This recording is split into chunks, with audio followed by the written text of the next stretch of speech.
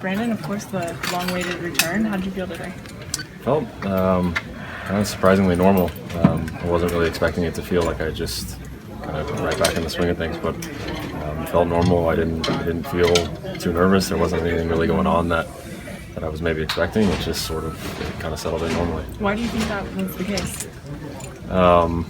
Cynically, I think it's because I've rehabbed enough and done enough of this that I know not to put too much stock in that first start back and not to get too high. And unfortunately, I've been able to train sort of for this, I guess, over the course of my career. But I try to not get too high, too low, and going into this game, it just kind of helped me, I guess. What did Doc say was the reason he took you out when he did?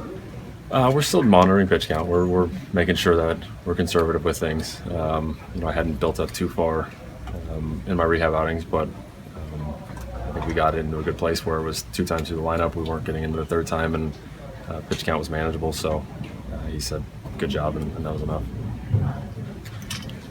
Is it like being a rookie out there again with what you've gone through? And did it feel like your first game in the majors after?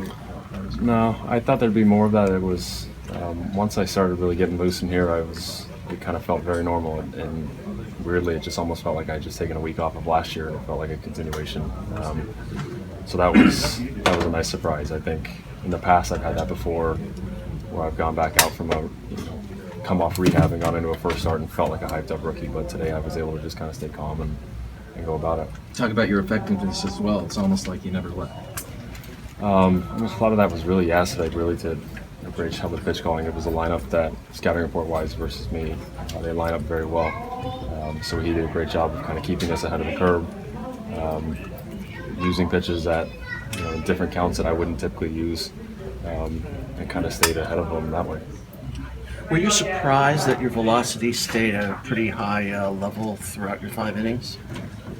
No, I mean, I'd like it to stay there.